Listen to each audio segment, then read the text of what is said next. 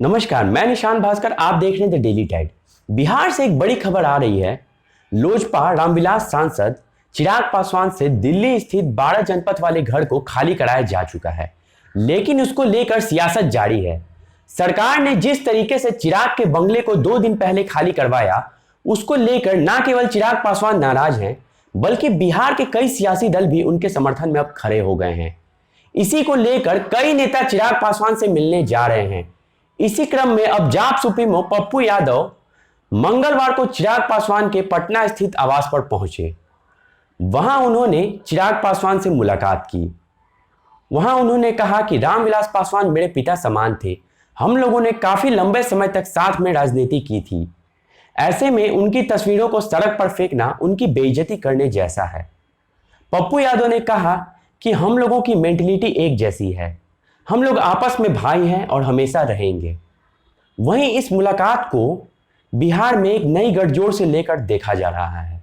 लोकसभा चुनाव से पहले तीसरे मोर्चे की तैयारी से इसे जोड़कर देखा जा रहा है। चिराग पासवान के संपर्क में कई पूर्व नेता और राजद भी लगातार है। सोमवार को राजद के दिग्गज नेता श्याम रजक भी चिराग पासवान से मिलने उनके आवास पर पहुंचे थे। हालांकि पप्पू यादव ने इस मुलाकात के बाद कहा, ये औपचारिक मुलाकात थी। इस मुलाकात के राजनीतिक मायने नहीं निकाले जाने चाहिए। हम लोग भाई हैं और हमेशा मिलते रहते हैं, इसलिए मिलने आए हैं। उन्होंने कहा कि हम लोगों की लड़ाई एक है और हम इस भारतीय जनता पार्टी की सरकार को उखाड़ फेंकने के लिए एकजुट होंगे और भविष्य में साथ में राजनीति करेंगे। अब देखना यह है कि आने वाले दिनों में बिहार में क्या होता है, क्या नई राजनीतिक समीकरण बनते हैं, ये तो आने वाले दिनों में ही पता चलेगा। फिलहाल के लिए आप सुनिए पप्पू यादव ने क्या कुछ कहा।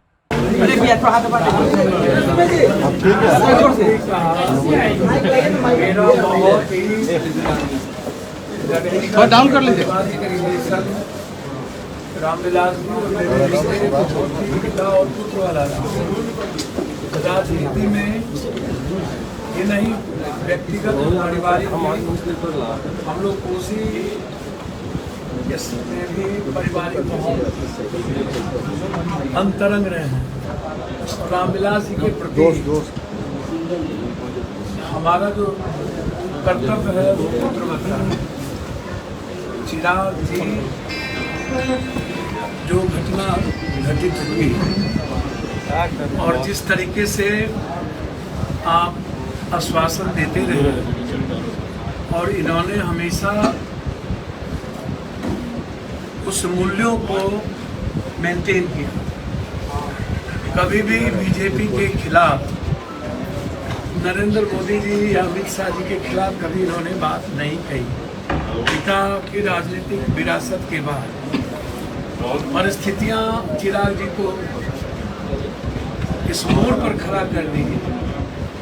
लीडर तो हो ही गए और संघर्ष करने की भी ताकत बनी।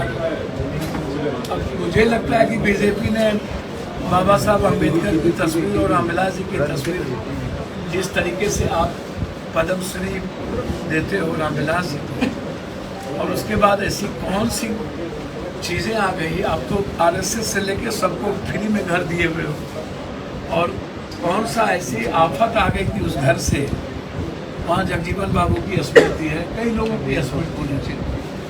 रामविलास जी जैसे शख्सियत, यदि मैं बात करूँ बाबा साहब अम्बेडकर के बाद इन्होंने बड़ी मजबूती के साथ काशीराम जी, रामविलास जी जिस तरीके से दलित मूवमेंट को पूरे देश और दुनिया में आगे बढ़ाया।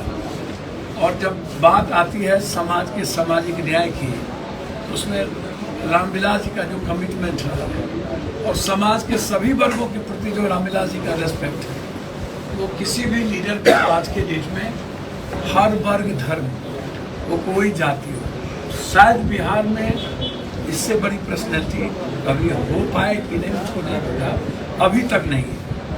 और यह घटना बिल्कुल मैं कल्पना भी नहीं कर सका कि इतनी बड़ी घटना हो सकती है।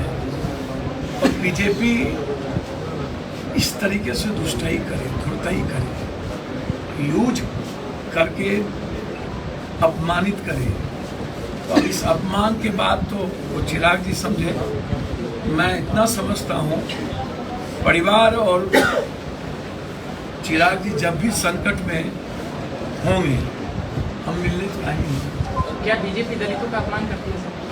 बीजेपी दलितों के साथ है, मायावती को डरा है।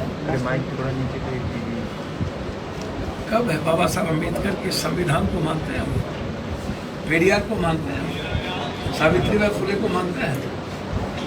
किसको मानती है बीजेपी? किसका रिस्पेक्ट करती है? उनके लिए सिवाय गुस्से और सिवाय हेडगुआर उनकी कौन सा आदर्श है? बीजेपी का हमेशा इस्तेमाल करती है। बीजेपी हमेशा दलितों को इकोनॉमिकल, एजुकेशनल और राजनीतिक रूप से कमजोर करते हैं। बीजेपी के दूर दूर से हिस्ट्री में और बीजेपी के राजनीतिक परिप्रेक्ष्य में दलित कहीं है ही नहीं।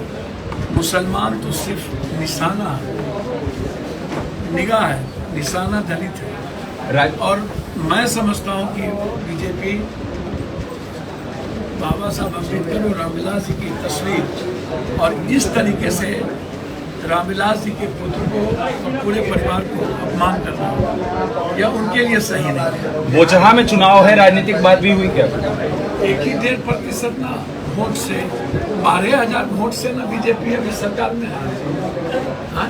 चिराग पासवान का भी होगा 2% या 3% वोट नहीं है, छोड़ दीजिए 6%। यदि आप 1-2%, 1% आप इधर से उधर बरगला भी लेते हो पैसे किसी चीज पे, 4% वोट की औकात रामविलास पासवान इस तरह अपमान नहीं किया जा सकता। और 4% में कहाँ औकात पे आ जाओगे, इसको क्यों नहीं देखते हो?